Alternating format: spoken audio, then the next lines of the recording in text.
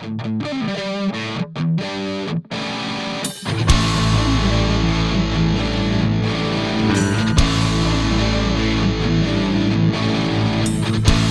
if you believe that distractions last a little while, but the problem still remains, then you are ready for this episode of Discography Discussion. I am Joe, that is Dan, and tonight we're talking about American standards. Oh, yeah.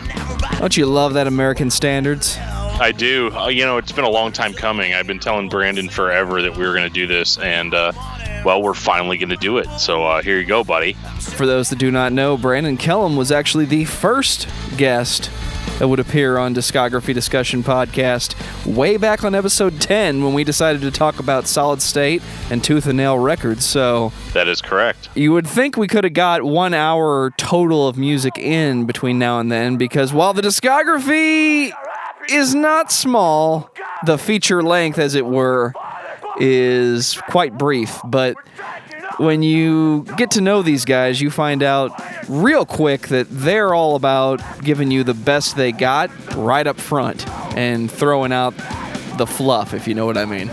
Yeah, there's no bullshit. It's all straight to the point. So, American Standards is a chaotic hardcore or metalcore band or post-hardcore noise punk mathcore, whatever you want. These guys play some really chaotic music, and it is in your face. It is extremely intense, and it's going to rip your face off. And that's what we're all about here at Discography Discussion. So we are going to dive into that discography here just in a few moments. But before we do that, Joe, we got a literal shit ton of feedback to read through, and we'll try as hard as we can to get through all of it.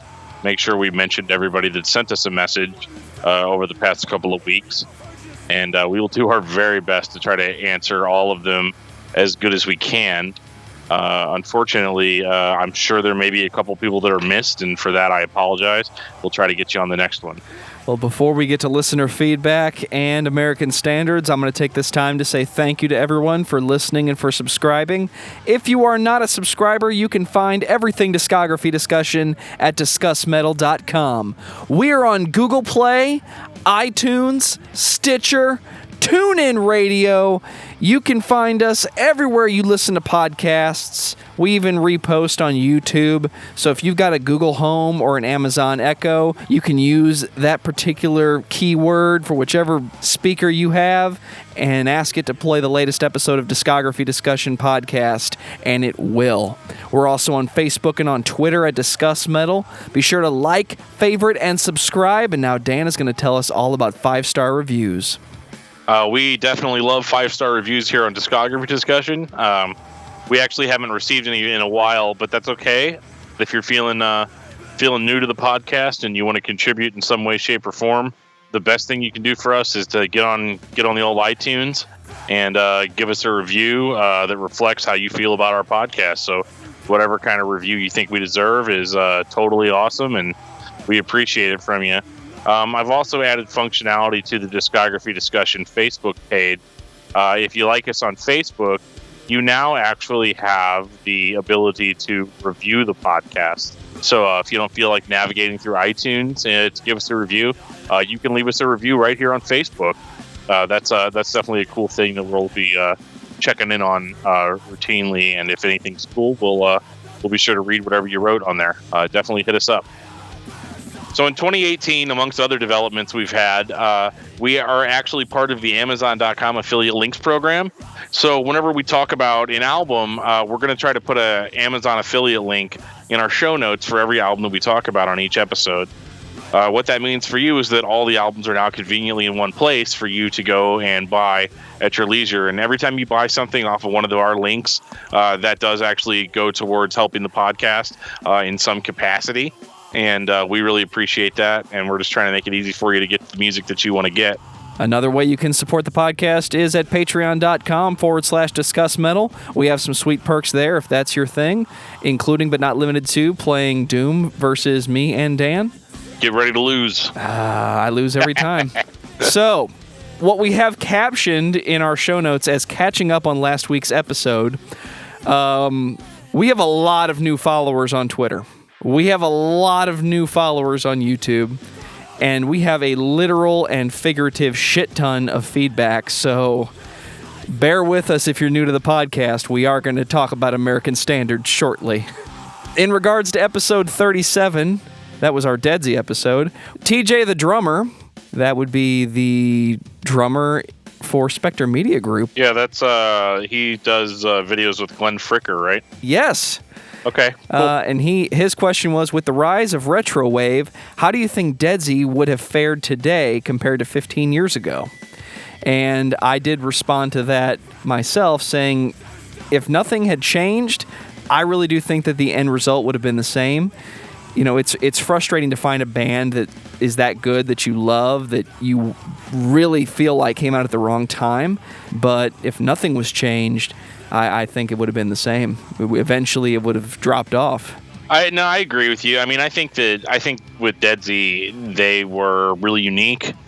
But what I don't see from Deadsy that I see from a lot of other bands is a really strong motivation to push forward. I think they're a band where the art is more important than the sale. And unfortunately, that's not what the mainstream music industry really wants. So with Deadsy, I think we're going to get new material from them in increments, weird gaps of time, and hopefully the diehards are still around whenever they decide to do something new. Get ready to be corrected a lot, because what follows is all of the YouTube comments we've gotten. Yeah. Can I jump on this one, Joe? Yeah, go ahead. Okay, so I got a YouTube comment from Julian of Saytown. Or S.A. Town. I think it's Saytown. Go with that. Sounds about right. Anyway, the comment was, she likes Big's Word as a cover. I just read that it was a scrap Duran Duran song that was completed by Deadsy. Also, Deadsy are releasing a new EP this year, at Elijah Blue, on Instagram, at Elijah Blue Official. Went on to say he has posted several snippets on his feed, but takes them down a few days later. If you search Deadsy Moon of Titan on YouTube, somebody has been posting the snippets on there. Well, thank you to whoever's doing that. Exactly. To which I responded, it's not a cover. I found out after we did the episode. It did remind me of another song I heard by Flock of Seagulls, but it turns out that I was thinking of a different song. I'm not predominantly a British pop music fan from the 80s. So it's really hard for me to, I'm really, really kind of out of my element when I'm talking about that kind of stuff. So I do apologize for making that mistake on there. But if you want to know about metal, I got you covered. But 80s Britpop, not as much. So I apologize for that. I'm going to go on a limb and say this person's name is Swegta. Swegta, or Swegta. You never know. I'm so glad someone posted this on the Deadsy subreddit. Wow, whoever did that, thank you. Listening to this really podcast cool. was a blast. I'll be sure to stay tuned for more. By the way, Deadsy is currently working on a new album. I see a recurring theme here, Dan. Yeah, it sounds like we might get something. I'll believe it when I see it, but... Apparently it was going to be released in late 2017, but was postponed until mid-2018. That sounds like Deadsy. This week's symposium comment is going to go to Kake Nasty. You win the award, my friend. Get ready for this. Cool podcast. Nice synopsis of Deadsy discography. Crispy sludge tone. The Deadsy Z-Tar was out way before Guitar Hero games were released, to put them in historical context. Okay. She Likes Big Words has Duran Duran bass player John Taylor credited in the album liner. First mix originally had saxophone solo. Parts of the Elements track were recorded in Tommy Lee's basement studio. Deadsy needs to cover the Nestle Alpine White Chocolate Bar commercial song. I'll go with that. That's pretty cool. Yeah, I'm for that. Flowing Glower is legit. Cruella is one of the best. The intro is so atmospheric. Nice glory hole vocal impression, by the way. Oh, thank you. I aim to impress. Every day since he's heard it. Fred Durst directed the Key to Gramercy Park video. Phantasmagoria was definitely more stripped down than Commencement, not as refined, but supposedly they had to rush album completion to get on the 2006 Family Values tour. Talkbox reminds me of Bon Jovi too, absolutely right, because there's really only two guys that use the Talkbox. But I still like the Book of Black Dreams. The intro to Phantasmagoria is a homage to a track from the Risky Business motion picture soundtrack by Tangerine Dream. Dream Crusher is Deadsy's most frustrating song by far. And then he posts a link to a YouTube song. Check this out. I mean, I don't know if that's word for word what it is, but I see what he meant by that. Yeah, no, I go with that. I mean, it's a pretty good analysis. A very, very analytical comment. Right. I mean, if they ever redid Risky Business soundtrack, I would give Deadsy the option. Absolutely. Absolutely. That was a really good comment, man. Like, I mean, that says it all. And we definitely appreciate it, and glad that you liked the podcast, despite me screwing up the origin of She Likes Big Words. Well, I think the recurring theme here was that Deadsy is making new material, and She Likes Big Words is not a cover song. So, congratulations, dude. We've been thoroughly corrected by the community. Yeah, I did send a response in which I said, I screwed up on that, saying She Likes Big Words was a Flock of Seagulls cover. For some reason, I thought it was at that moment. I've been since corrected multiple times. So, I mean, it's funny, but I really wish that I knew more about 80s Britpop. Episode 38, Discuss Metal versus Roach Coach. Max Nystrom says, "Great!" To which I said, "Thank you very much." Short and sweet. I like it. In regards to episode 43, Project 86, man, we did a lot of episodes at the end of 2017, didn't we? We get a lot of episodes and we got a lot of feedback all at once. Yeah, crazy. That was our Project 86 episode with Dustin from Drunken Lullabies. Thank you so much, Dustin, for doing that episode with us. We'll see you next time. Yeah, and so this tweet comes from @AAult1. I guess I never stepped back and realized just how all over the place Project 86 is musically. Right. A little bit of this, a little bit of that. To which Joe said, but aren't those places just so satisfying? Nice, dude. He also tweeted in response to the Rob Zombie with James Rolfe episode, "Give me Hellbilly Deluxe or give me death. I played the hell out of Twisted Metal 3, due in part to much of this album being on the game soundtrack. Nothing like blowing up cars while listening to Super Beast." Yes, absolutely. I 100% agree with that. You love that sinister urge. Yeah, no joke. He goes on to say, I think it was Joe who said he was listening to The Offspring recently. Any chance of seeing them in the near future? Saw them at the Rock on the Range Fest last year. Amazing performance. I could listen to most of their catalog all day long. To which case, Joe decided to throw that into my wheelhouse. He said, with very limited exception. I'm not sure they would be considered metal. Maybe Discuss Metal Dan will authorize a variety show where we can discuss bands that aren't exactly metal. Well, I don't know about that, Joe. I mean, come on. I like my metal. What about April Fools? Like, could we do April Fools and talk about The Offspring? It's discussmetal.com, Joe. I mean, come on. I know. Dude. Realistically, this is what I told him. I said, I'm not opposed to doing some non-metal discussions from time to time as long as we keep our main focus on metal. So that's like my non-asshole response to it. So what you're saying is, if the people want it, we're going to do it eventually. Absolutely. That's how we do. And on the Facebook side of things, I got a Facebook message from Joey Riemann. Not Ryman. Schemin' Riemann returns. Schemin' Riemann, he's back. And he said, great pod today, guys, or whenever it was. It was the thrash episode. He goes, you guys forgot a current Philadelphia thrash powerhouse, though. The band is called Vector, and the album is called Terminal Redux, and he sent me a link to listen to that. If you guys haven't heard it, I hope you guys enjoy it. Well, since you sent me that message, I have definitely heard it, and I definitely enjoy it. So I'll be checking out as much of their stuff as I can. And you never know, we may end up talking about them at some point here on the show. So, Joe, we can even put maybe a link to that in the show notes. Yes, we can. I'll send you the link that he sent me so that everybody else that's listening can check that out as well. Is that it? Did we make it? We made it through all the feedback, man. You know, you start asking people to, comment on your show, and then they all do it at once, and then it turns into that. Right. Thank you, everybody, for hanging in there with us. I hope that becomes a recurring theme on the show. That's what we like. We like hearing from you guys because how else are we going to know how bad we're doing? Right. Yeah, if I'm out there telling you stuff is a cover song and it's not a cover song, that's information I need to know. I need to be corrected for sure on that stuff. So there's one last thing I'd like to do, and that is to shout out Dave Cassidy, who is our sole Patreon supporter. We love you, Dave. We really appreciate you contributing to our show financially. It really helps us out, helps us pay for some things. If you want to become a patron, you can go to our Patreon page and definitely contribute whatever you feel like you need to contribute. If you don't have any money to contribute, that's totally fine. We love providing this podcast as a free thing for you guys to listen to.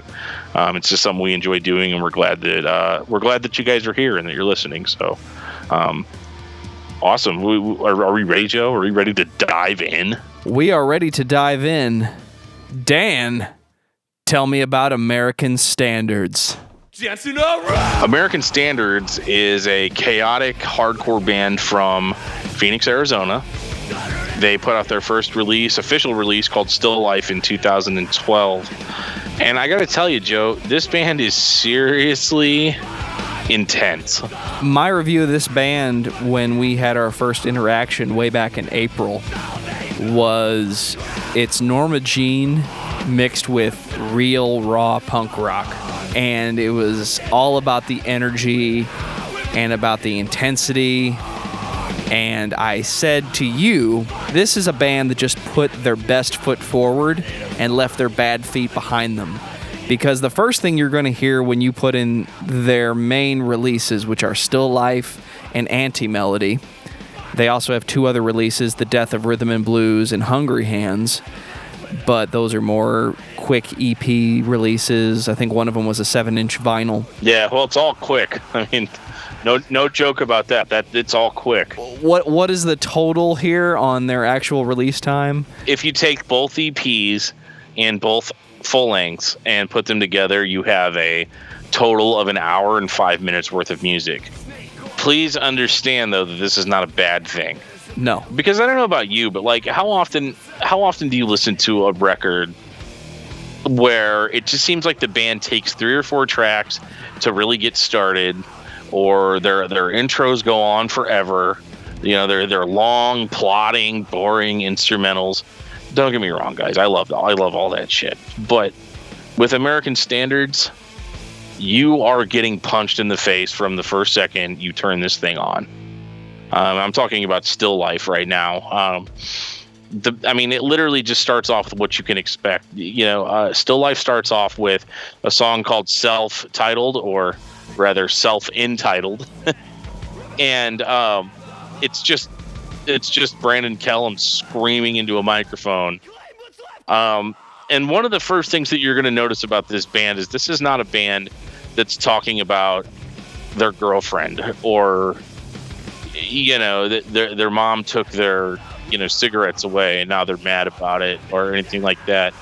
The opening lines of Stil Life are, the distraction lasts a little while, but the problem still remains. We're measuring our happiness in wealth and capital gains. So at that point, you know you are in for something that is going to bludgeon you. It is not going to be something that you necessarily feel good after listening to. This is a beatdown, but it's truth that you need to hear. This is free of a lot of the lyrical tropes that chaotic bands like to use, where it's just, you know, really cool one-liners and you know, just really flashy stuff. American Standard comes out of the gate with Raised by Wolves, which is just a really crazy, heavy... I don't know how to describe it, Joe. I mean, it's just that they're popping on all cylinders all the time, and you're looking at songs that are like, you know, maybe 1.5 minutes to 2 minutes long.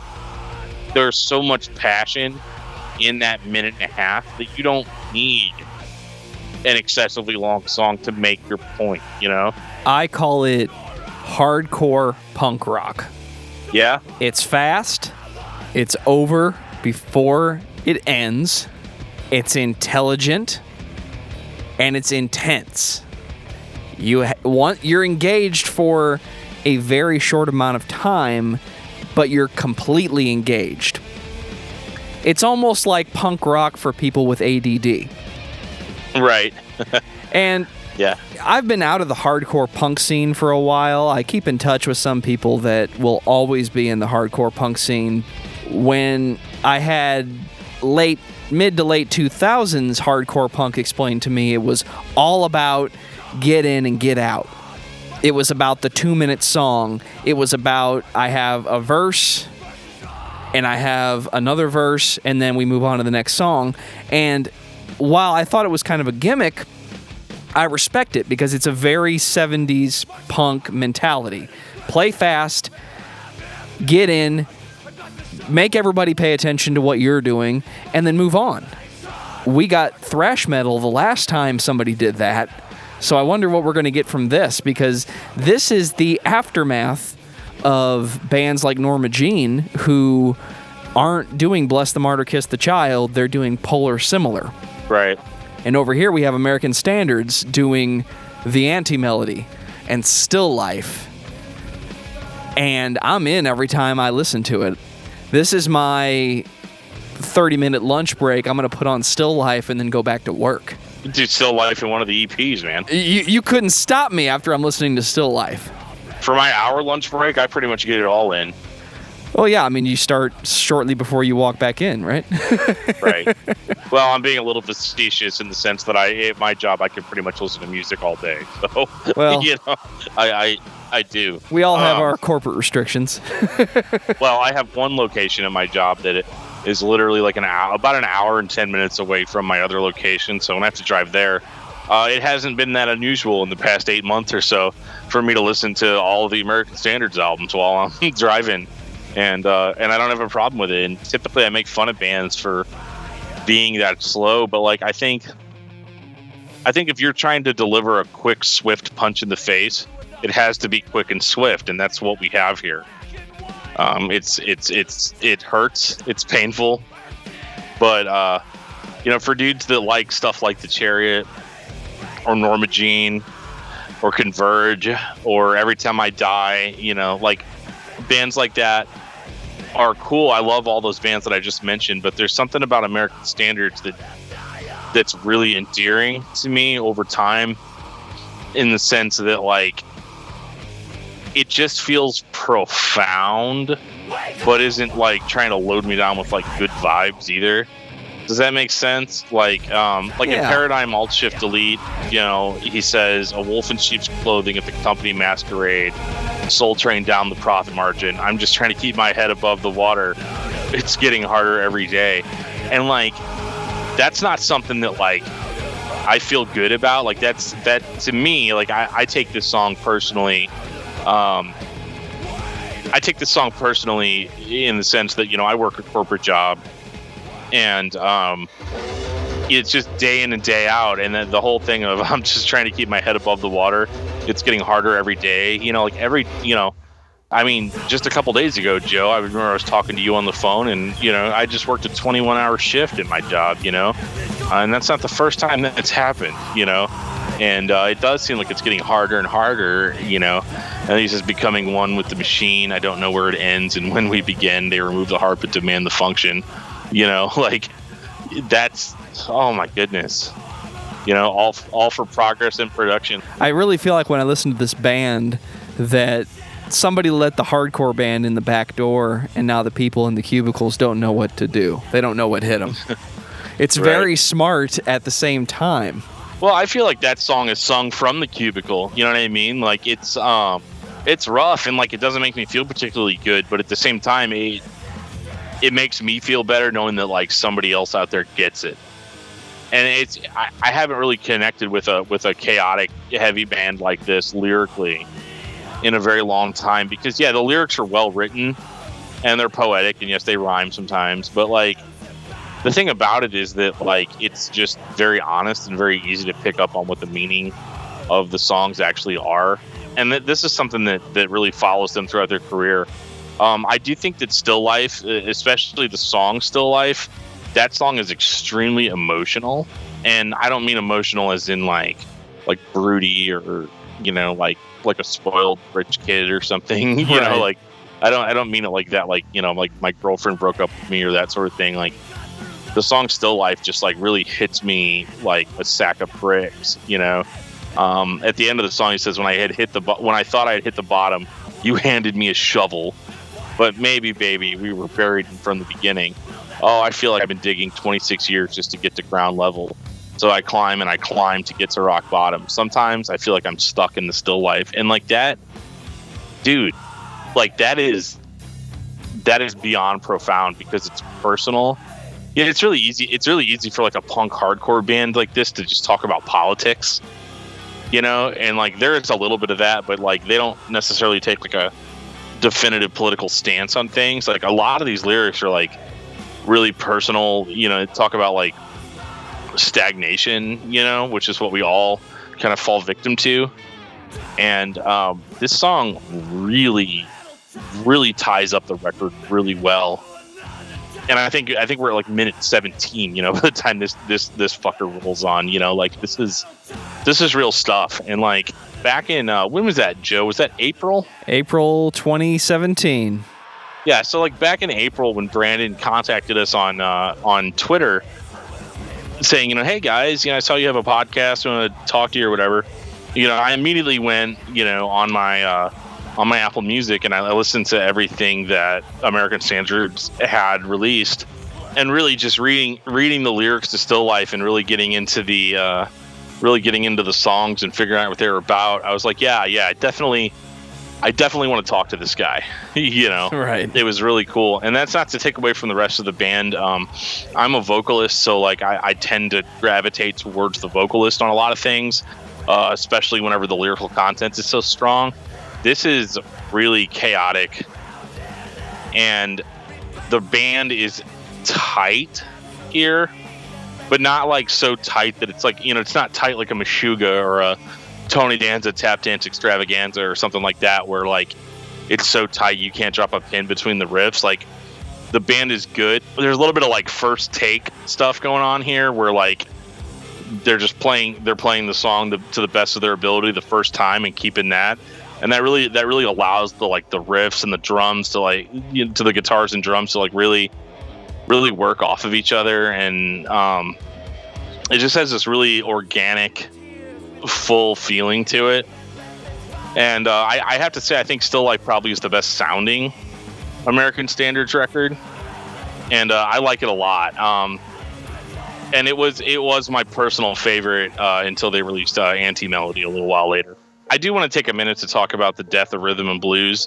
We have so few releases here that I think it is worth talking about some of the shorter releases.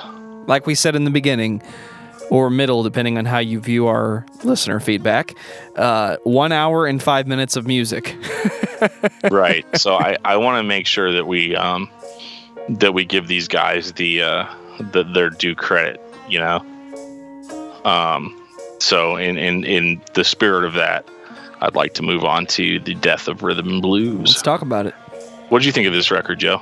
This one was kind of in the middle for me.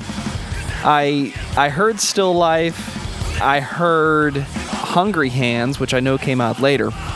Yeah. And then I came back to the death of rhythm and blues, and as soon as I heard Dead Man's Victory, I was in. I thought it was just a continuation of the previous thing.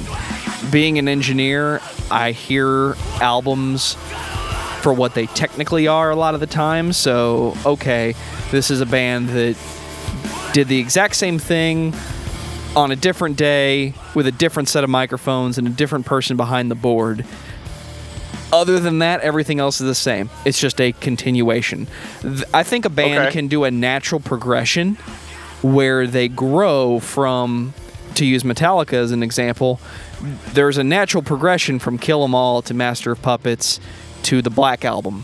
Then there's a continuation, which I would say is a lot of underground punk. Or, to use a band we talked about in our comments, like The Offspring. They just keep doing the same thing. It just sounds a little different than it did on the last record. And that was my review of this, was I still love it. Yeah, I was so stoked on Stil Life, and this record really it kind of hit me a little bit more in the feels, I guess. Like it's more upbeat in places, but there's more melody in the songs than we had before. A little bit more emotional. Brandon like talks during the songs a little bit more, and the screaming's a little bit more high pitched, a little bit more emotional, and I really like that. I agree with Joe that for the most part, putting the two records together, that it's definitely a continuation. But I do hear progression on this, and I thought it was really cool. I liked at the end of Misery, or the kind of in the middle of Misery Relapse, the lyrics. I've got this hell to pay, but my pockets have been emptied. Oh, I sang the blues till I was blue in the face, which is a little bit more humorous, than what we had on Stil Life. Stil Life was like so damn serious, and I like that. Me being kind of more of a pretentious asshole type. I like super serious music, but this was a little bit better because it had that seriousness, kind of that feeling of helplessness, but at the same time it was also a little bit more positive, throwing a few funny one-liners and stuff. You can tell that there was more influence from stuff like the Chariot, who's really really well known for having their like one-liner lyrics, and I really like the Death of Rhythm and Blues, and with it clocking in, I think what was it, like 10 minutes or something? 14 minutes. So it's only 3 minutes shorter than Stil Life, so the songs are longer, to make up for that, because you've got a 5-song EP where I think Stil Life had 7 or 8 songs. But yeah, no, I really like this, and honestly, if you take these two, slap them together, make them into one album, I think you'll be very pleased with what you have. That's all I got to say about that. All right, so Hungry Hands somehow achieves the impossible and is in fact even shorter than the Death of Rhythm and Blues, as well as Stil Life. This little 3-song EP clocks about 5 minutes total, something like that. Yeah, you get 3 songs: Casket Party, Circus Rats, and the Complex Death Machine.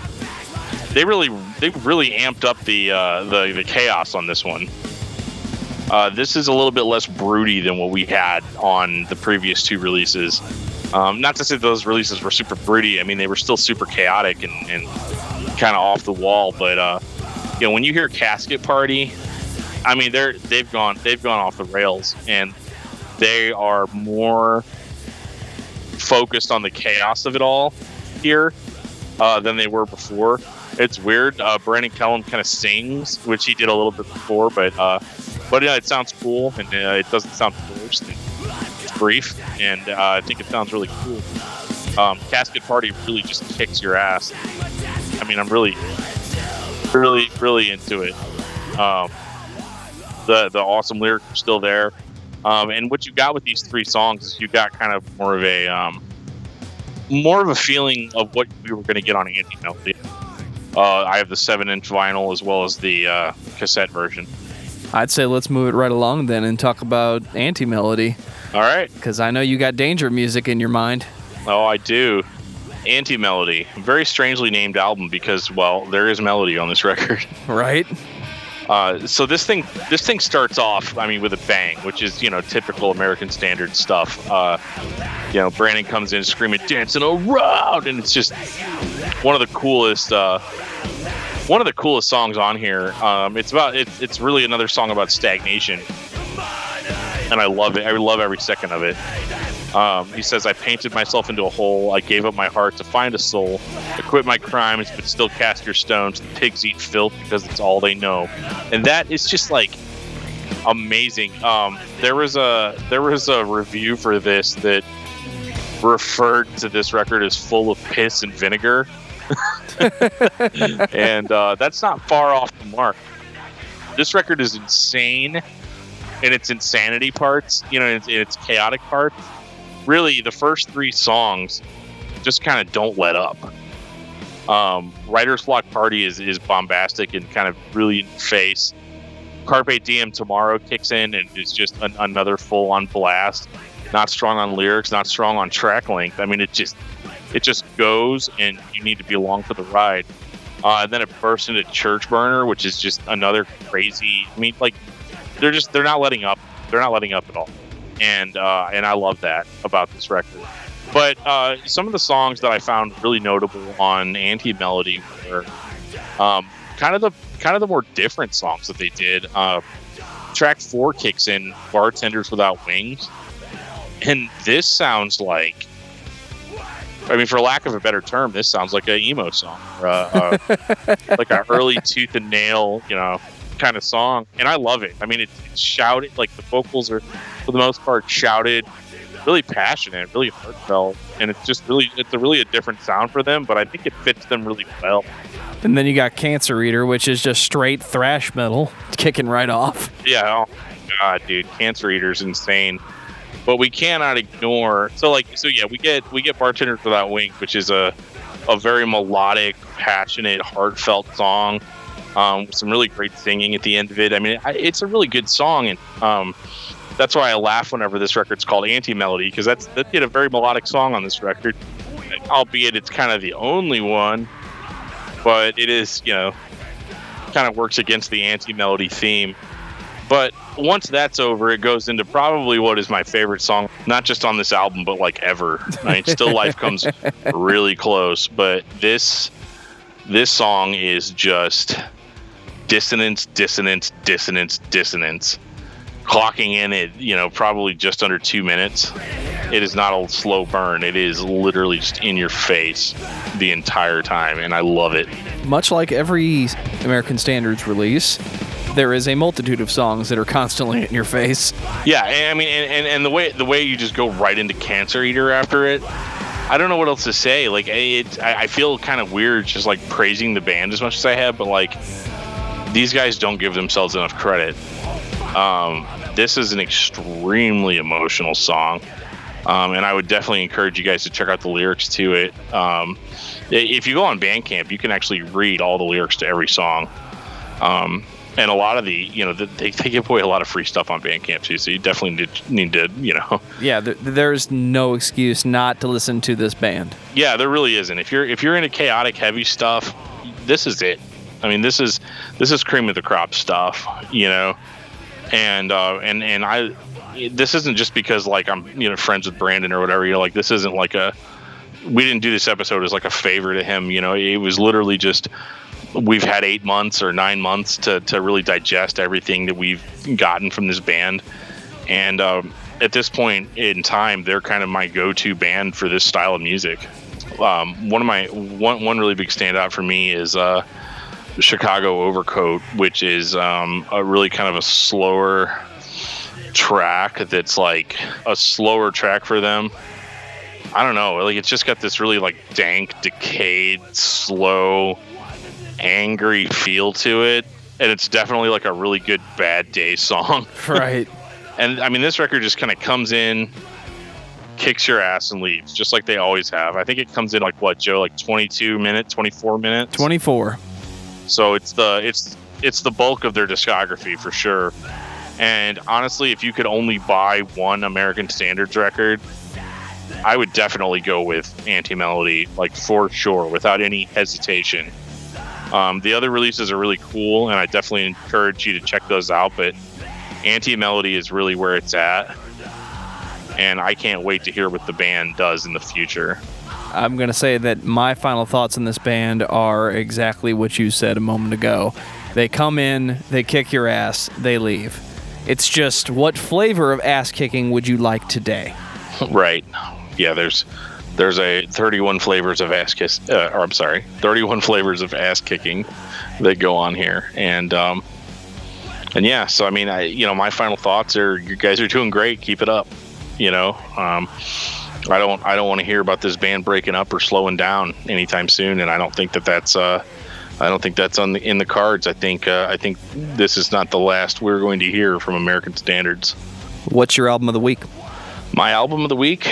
Well, I've been listening to a little 3-song EP called Crush Satan by a band called Tetelestai. Really hope I pronounced that right, because we're going to be talking to them soon. And they have a really cool 3-song EP. You can check them out at A New Heavy. If you just Google the term A New Heavy, and they'll come up.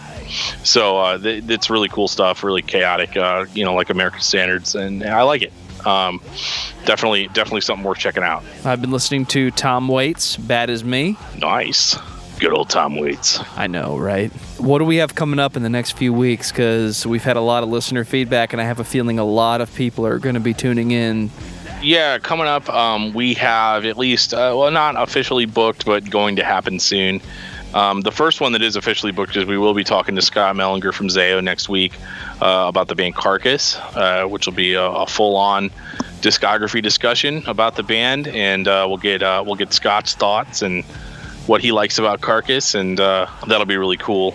Really love having Scott on the show. He's one of our favorite people to talk to, and we've got interviews. We're working on getting set up with Tetelestai, and there's a new band that I've been really loving lately called Not Beneath. Their record drops on Tuesday the 16th of January, and I will be listening to that. And if I like it as much as I think I will, I'll probably end up putting a full review of that CD up on the blog soon, the blog.discussmetal. And that's all I got for right now. Oh yeah, how could I forget the obvious one? We will be talking to Brandon Kellum next week about Under Oath's discography. Brandon Kellum from American Standards. He's been on the show several times, and he's definitely more than just a guest at this point. I mean, I almost kind of consider him kind of our fourth Beatle, Well, hopefully he decides to show up after this episode posts. Oh, right. Yeah, I know. I think he will. That's all I got, Joe. And on that note, this has been episode 46 of Discography Discussion. Thank you for listening. You can like us on Facebook and follow us on Twitter at discussmetal. Subscribe to our podcast everywhere you listen to podcasts, including Google Play, iTunes, and Stitcher. Visit discussmetal.com for all things discography discussion, and please send questions and comments to danandjoeshow@gmail.com. If you are not a patron, you can become one at patreon.com/discussmetal. We have some sweet perks. Yeah, we do.